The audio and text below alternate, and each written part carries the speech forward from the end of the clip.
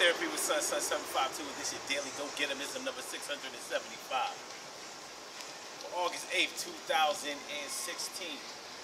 Today I want to, tonight, whatever you might want to call it, I want to talk to y'all about being trapped in the hood. Trapped in the hood. I mean, what I'm really asking y'all is, are the people who live in the inner cities, who live in the hood, are they there because they can't afford to live anywhere else? Are they there because they like the crime and the chaos and the close quarters with their neighbors and the the disagreements, arguments, and all of those kind of stuff? The crime, all the ratchetness. Is that really what it's all about? Is that all living in the hood is about? I mean, I think it's a question I think it's a decent enough question because a lot of times, especially with our people, we think that the only time we've made it is when we move away from people who look like us. I mean, just keep it 100.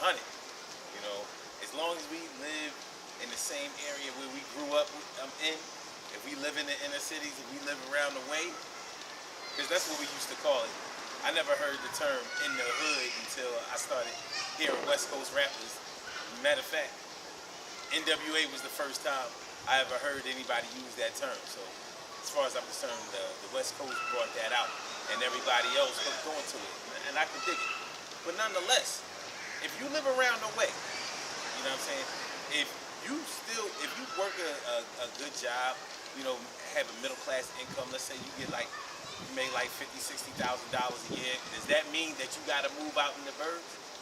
I heard a term earlier today and it caught my attention.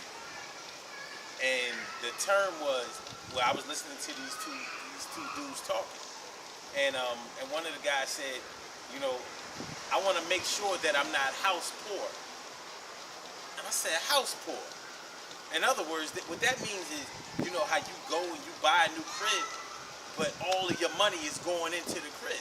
So you don't have no other money to play around with. You barely making your car note. You might barely be making the house note.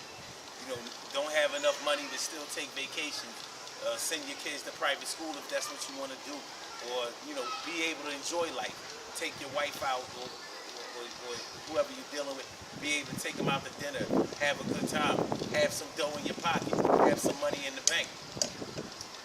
One thing about living in the hood is that you're going to still be able to do those things.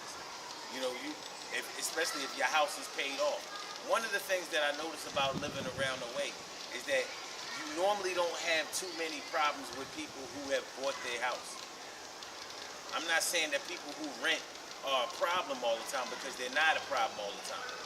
But sometimes when you mix the two, when you mix renters and people who are homeowners, sometimes the culture of the way that they see things about ownership, the culture of ownership is a little bit different, because one might be in a transient state and the other one is more stable, and it takes a long time to pay off a house.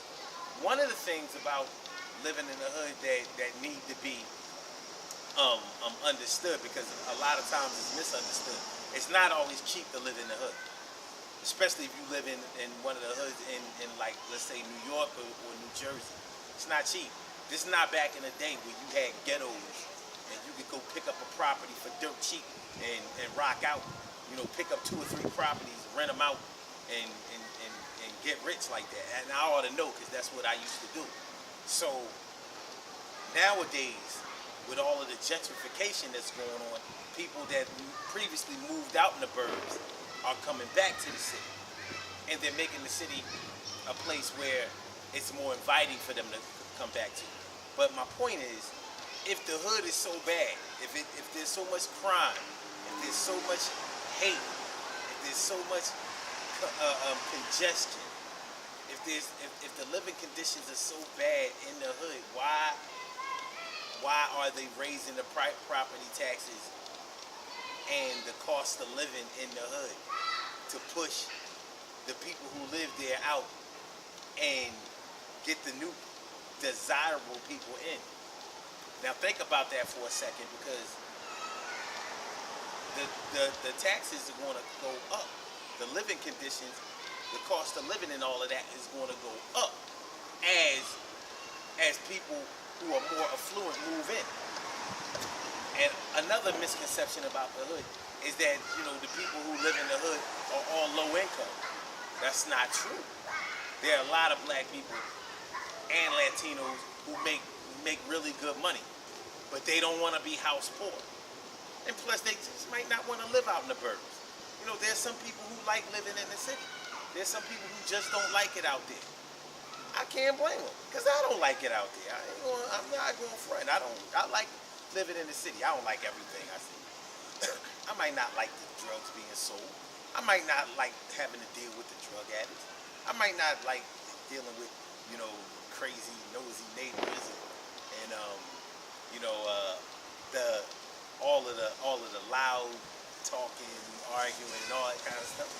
I might not be in the mood for that every day, but it doesn't mean that I have total contempt for all of it. Nah. There's variety. There's a variety. You know what I mean?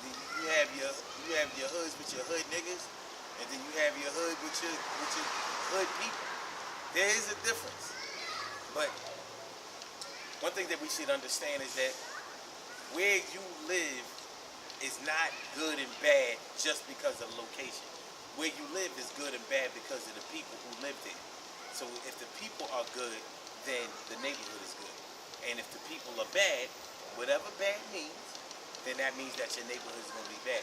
Now, anything bad for you, anything that's bad for you is something that doesn't work for you. So if you like peace and quiet and you can't get peace and quiet, then your neighborhood is bad. If you like to be close to public transportation because you don't want to drive everywhere or whatever, and you can't get close to that, then your neighborhood is bad. It doesn't have anything to necessarily do with trees and lawns and garages and a lot of those trappings of success that we associate with living out in the burbs. And there's some cities where you can get whatever you want, just like in the burbs. That's just a fact. Like Philadelphia is one of those cities. You know what I mean? Like we have suburban areas right here in the city where you wouldn't think that this was inner city, but it is. It is what it is. Same thing with New York. Not necessarily. You kind of have to move outside of New York in order to just to have some space. You know what I'm saying? Shout out to my NY people though. You know what I mean? My peoples live in New York, so I mean they from New York, so I ain't gonna hate on that. But yeah, it is what it is. I just wanted to make this video because there's always let me say this before I get up out of here. You don't have to be of the mindset that just because you are around your own people that's a hood or that's a bad hood. We need to get out of that. You know what I'm saying? We need to stop being afraid of each other. Black people are afraid of each other. We are. You know what I'm saying? It don't seem like it, but when you think about it, we say things like, no, I ain't going around there because, oh no, I don't want them moving around here because. And the truth of the matter is, if you feel more comfortable with people outside of your own race, you probably need to check yourself a little bit. You know what I'm saying? Because you can't see. It's sort of like, we put it like this. You know how whenever we start talking about success, we start talking about like one of the main occupations that we bring up is entertainment. Whenever we want to talk about somebody having a bunch of money, we always go to entertainment. You know something is wrong with that, right? Really, you know something is wrong with that. Because when it comes to white people, you don't always have to go to entertainment when you start talking about their wealthy people. I mean, think about it. That's just the way it is. I mean, they may be famous on a certain level, but not in entertainment. And we have very wealthy people in our community too, not in entertainment. the thing is, we look towards entertainment because we are obsessed with what we can see, and we don't study enough about us to find out who's doing things away from the cameras. I mean, think about it. We're looking at something that happened on camera, right now. But this is educational, so that's different. You know what I mean? That's different.